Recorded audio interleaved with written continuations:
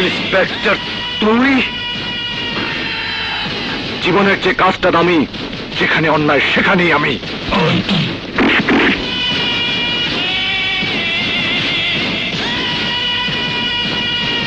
Inspector, আমারে আঘাত করবি না।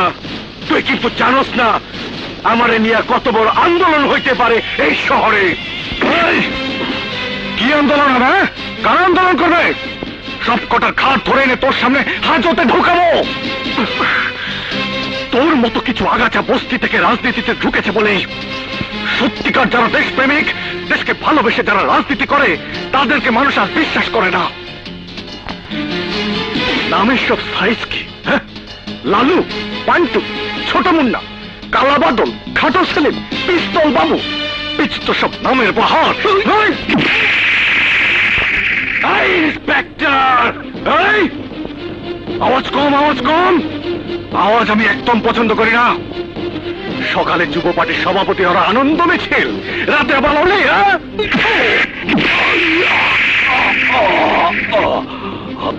আজ তো নেতাগিরি আমি ভাঁজ করে পকেটে ঢুকিয়ে দেব।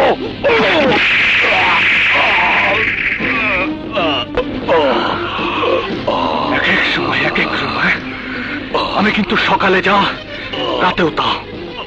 জীবনের যে পুলিশের পোশাকটা দামি, যেখানে অন্যায় সেখানেই আমি।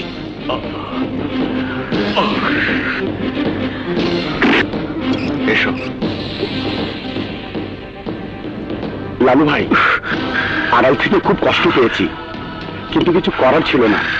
রাগী অফিসার, নিজে যা বোঝে তাই করে, কারো কথা শোনে না।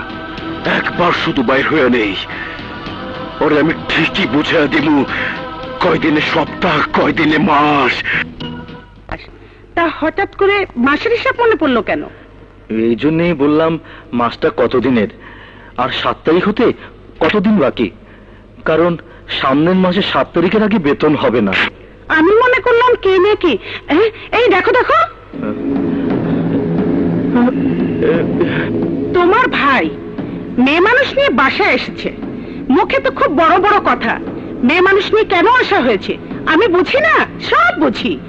বাইরে ফিটপাট, ভেতরে সদরঘাট। ভাবি, না জেনে না শুনে বাজে কথা বলবে না। মেয়েটা বিপদে পড়েছে, তাই আজ রাতে এখানে থাকবে। কালই ওর ঠিকানায় পৌঁছে দেব। কিছু হলে এক রাতেই যথেষ্ট। আসলে তোমার সাথে কথা বলতে আমার রুচিতে বাধে। বাধ্যই তো। পাশে কম বয়সী মেয়ে মানুষ থাকলে শুধু রুচিতে কেন, কত কিছুতেই বাঁধবে। ভাবি, সম্মান কিন্তু কেউ কাউকে দেয় না, অর্জন করে নিতে হয়। আর তাই যদি তুমি একটা বাজে কথা বলো তাহলে কিন্তু।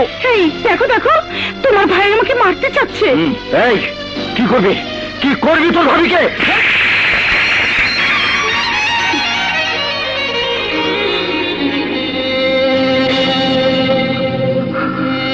অনেক বাজে কথা বলতে শিখেছিস। তুই তো বলেছিলি বাবার ছবি ছাড়া সবকিছু আমার। যা, বাবার ছবি নিয়ে চলে যা।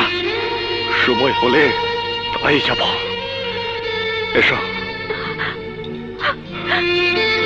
দেখলে, ভাবখানা দেখলে।